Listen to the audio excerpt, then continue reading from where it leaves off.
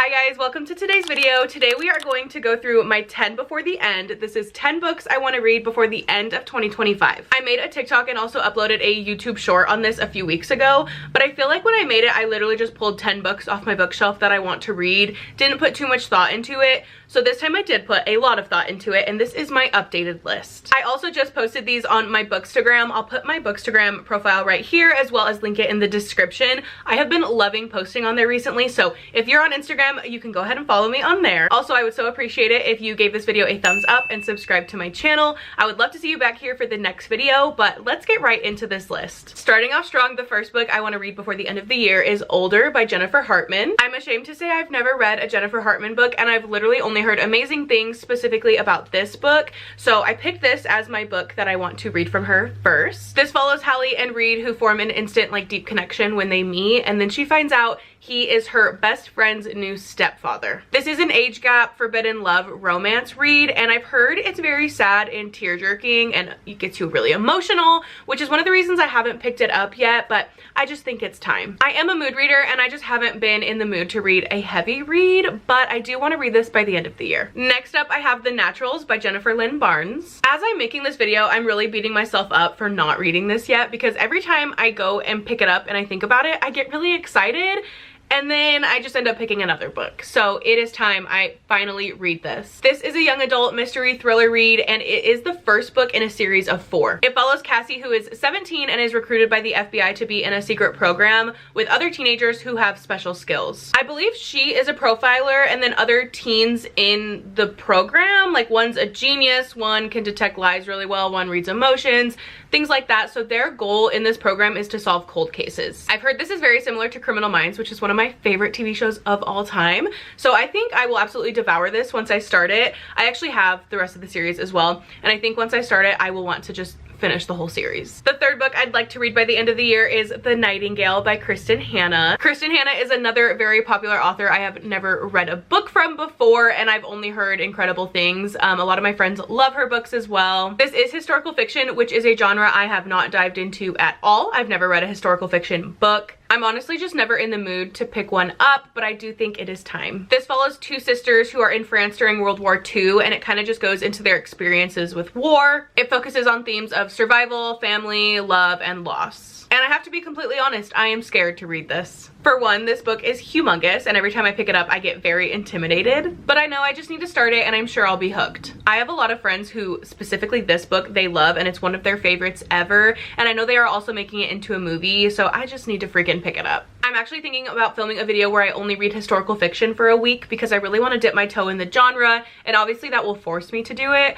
So if that's something you guys would be interested in, make sure you let me know. Next on the list is Rewind It Back by Liz Tomford and Breathe With Me by Becca Mack. Also, I don't have the physical copy of Breathe With Me yet because it actually comes out tomorrow, and I do plan on literally going to Barnes & Noble right at 9 a.m. when they open and picking it up. I'm categorizing these books and talking about them together because they are both the last book in a series, which is why I have put this one off, and I think it's why I will probably put off Breathe With Me, because I don't want the series to end. Rewind It Back is the 5th and final book in the Windy City series, and Breathe With Me is the 5th and final book in the Playing for Keeps series. I loved both of these series so much, and I am physically sick that they are both over. If you love found family, I highly recommend checking out both of these series, especially the Playing for Keeps series. Both will tug at your heartstrings, and I highly just recommend you read them. Rewind It Back is a second chance romance between Rio and Hallie, who were childhood sweethearts and went through a painful breakup at 19. They are reunited years later in Chicago when Hallie moves in next door, and she's hired to renovate his house for a chance at her dream job. Breathe With Me follows Kara and Emmett, and they are actually already a couple in the first 4 books of the series. They actually kind of play the mom and dad role of the friend group, and they are just a power couple. They are precious. I love both of them. This book, though, actually is following their journey with infertility. I think it's going to be a very heavy emotional read, So I can see myself putting it off for that reason, but we are gonna finish both Rewind It Back and Breathe With Me by the end of 2025. Next up is Damaged Like Us by Krista and Becca Ritchie. This is the first book in a second generation series following the Addicted Calloway Sisters series, which I know I talk about in every single video, but I will never stop because it does deserve the hype and it is my favorite series of all time. There's 10 books in the Addicted Calloway Sisters series, and then there's actually 13 books in this second generation series. Obviously that is a ton of books, so that is the main reason I haven't started this series yet. I also know that stepping back into this world with the characters that I know and love is going to be very bittersweet but also emotional, so I have been putting it off. I also don't know if this will make sense, but I like knowing that these books are there for me if I ever want to jump back into that world, and so I didn't really want to read them because once I read them, they're like gone and I don't have anything else to look forward to. However, Krista and Becca Ritchie just started the Cobalt series, and I think there'll be 5 or 6 books in that series, which is another second generation series, so I feel like it's time to finally start this one. This book follows Maximoff and his new bodyguard Pharaoh. It is a forbidden love romance, which is right up my alley, and I think I will really enjoy it. The next one I should be counting as 5 books, but I love a challenge, and so we're gonna group them all together. It is the Throne of Glass series by Sarah J. Maas. I have already read the first 3 books and I did really enjoy them, so I would love to finish the series by the end of the year. I mentioned this in other videos, but the way I read it, I read Throne of Glass first, then Crown of Midnight, and then Assassin's Blade, and I really regret not reading Assassin's Blade first. So this is just an FYI. If you are wanting to start the series, definitely read Assassin's Blade first. It's technically a prequel, so I don't know why I didn't read it first, but I know a lot of people have different opinions on which one you should read first versus third.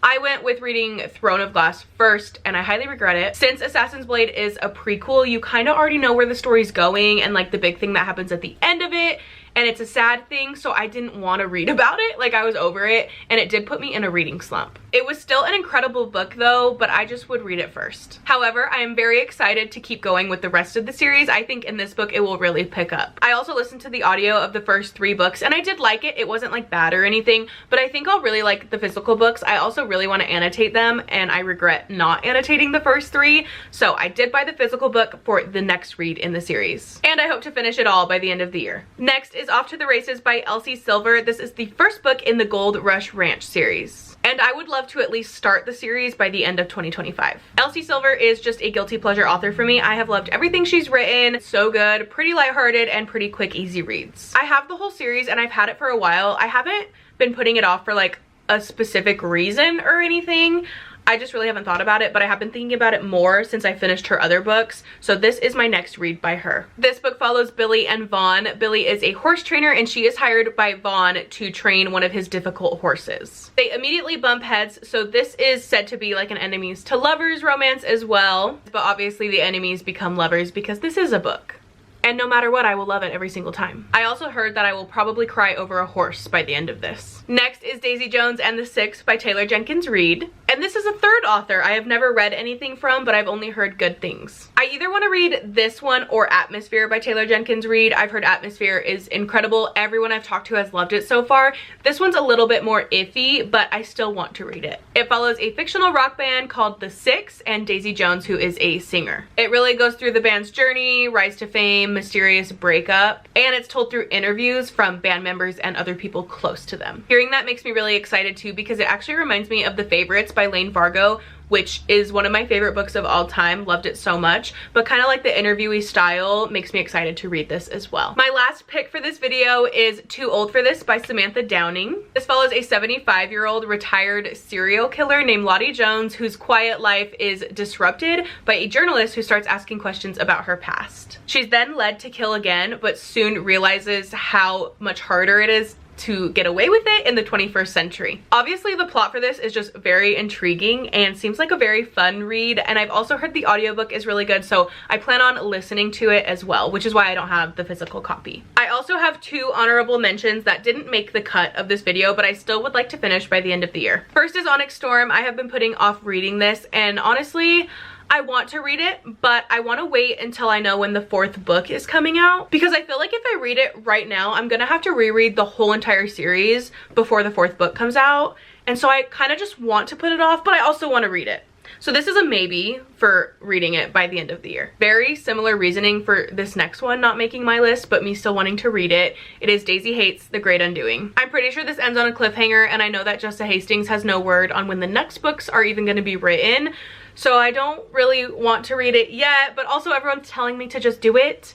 So we will see. If I am in the mood for it, I'll read it, but if not, it might sit on my shelf for a bit longer. That was my 10 before the end. Let me know if any of these are on your list as well, or if you've read them before. I'd love to know what you think of them. If you think they're worth reading, please let me know below. and hopefully I do end up getting to these by the end of the year. If you did like this video, make sure you give it a thumbs up and subscribe to my channel so you never miss a new video. I would love to see you back here next time. And hopefully this video gave you some inspiration for your 10 before the end, and maybe I added some new books to your TBR. And I will see you guys next time.